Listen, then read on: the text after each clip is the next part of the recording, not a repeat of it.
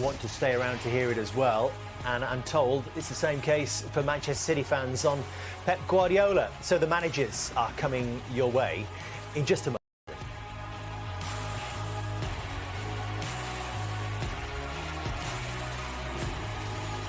Wants to play.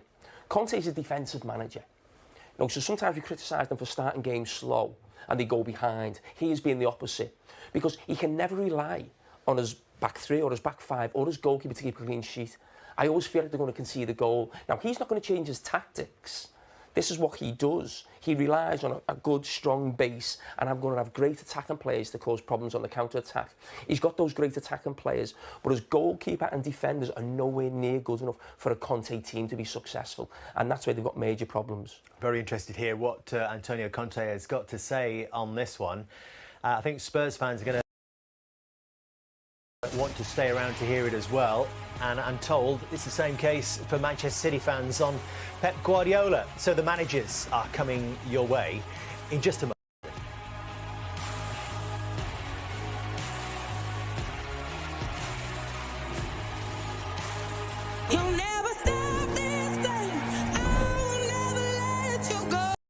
It's a long way to go as well. Yeah. He's going to get 40, isn't he? I think so. What's going to stop him getting 40? Injury, that's the only thing I can see. I mean, he's going to break. Well, he's breaking the record already for City. I mean, you look at sort of the Premier League records, whether it was going back to Alan Shearer, you go back to sort of Luis Suarez, Mo Salah. I think in terms of games in a season, you think he's going to break that. And just think, before the game, we were all talking about, was he a problem? I certainly was. You brought it up. Yeah, you brought it up. I laid that. So 2-2. There was a tidal wave of City blue, but a huge moment in this game we should not forget, which actually fell to the feet of Perisic. Did you fancy him here, Jamie?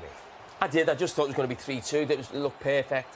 Kane dropping off, putting one of the wide players in, and you just feel like he can't miss. But young Lewis at the back post, I think he just doesn't know too much about it. Listen, Man City get a huge slice of luck in that. More often than not, you'd accept Perisic to score there. But you know what? That young lad deserved his luck, because what he's doing right now at 18, it's not just playing the position he's playing. His tactical understanding to then go into midfield. He's playing ahead of England's right back. You know, at 18, to be taking the place of a seasoned international, a guy who's won almost every trophy you can win. And I don't think it was a case of rotation tonight. I think Pep wasn't happy with Kyle Walker at Old Trafford. And he said, you know what, this lad's been outstanding every time he's played, and I'm going to put him into a huge game. That Man City had to win tonight. They had to win. And he was absolutely fantastic. Does he give them more control, is he? He does. I was just going to say he's more reliable in possession. I think that his close control of the ball is exceptional. He releases the ball at the right time. He's obviously got massive defensive instincts. He's obviously getting a pat on the back from his manager there because he knows how good he is. But every time I've seen him play this season, Kyle Walker brings more of a dynamic kind of style to his play. Saw that in the FA Cup against Chelsea a couple of weeks ago. But I think in general, Pep Guardiola, he wants control of the game. And right now, that young boy, Rico Lewis, is giving him that control because his game understanding is years beyond. It's just different, isn't it? Go on, Cara, what was going to say? No, I was just going to think, actually, you think of when Pep Guardiola came into the club maybe 6-7 years ago, and in the first game you saw what he wanted from his fullback, so it's not something that's grown over time. Straight away in that first game, I remember here, I'm not sure it was, at home, you could see the position of the fullback. So you think how old Rico Lewis was, what would he be there, 12, 13 in the academy? 11 years old. So what I'm saying is, I'm sure as soon as Pep Guardiola comes in, it's like, this is what we do. And this has actually gone right through the academy of how we sort of want our full-backs to play. So he's actually been getting trained like that since probably 12 years of age. So even though we're lauding him for doing it, he's probably used to doing it week in, week out with the junior sides at Manchester City. So, yeah, he looks the perfect fit. But if you look at the role of the full-back in this Man City system, you'll surely have something to say on this, Micah. In the first few years of Guardiola's reign at City, the full-backs were assisting by overlapping and underlapping.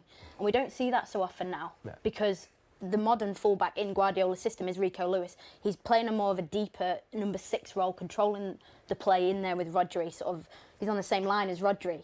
And that kind of I see a bit of an evolution in the fullback role with what Pep Guardiola is doing, because Kyle Walker assisted against Chelsea in the FA Cup with an overlap, and he's squared it across the 6-yard line and tap in.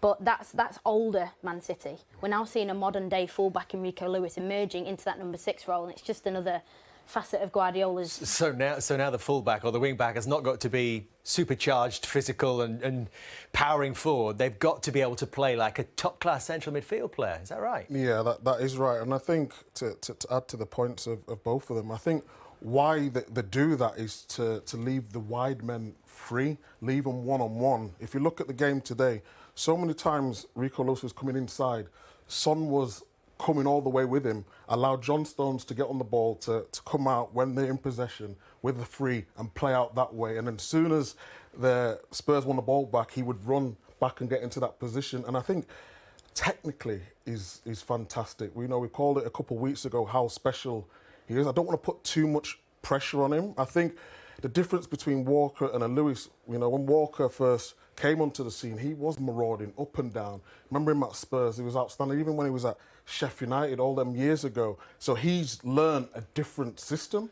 Jamie's exactly right. He's been brought up with this new one, and that's why he looks so comfortable. Just one more on this. It's an interesting tactical point. You can maybe explain for us, Jamie. Why is it that then in this new sort of evolution of a fullback that we're talking about, and we see it perhaps at Arsenal as well, it only happens on one side. So we see it, Zinchenko, Ben White is an entirely different type of fullback, and the same here with Nathan Ake tonight. Well, when we talk about the evolution of a fullback, we're talking about Man City and Arsenal. We're talking about two teams who've got similar sort of principles. Obviously, Arteta is a pupil of Pep Guardiola. No one else does it.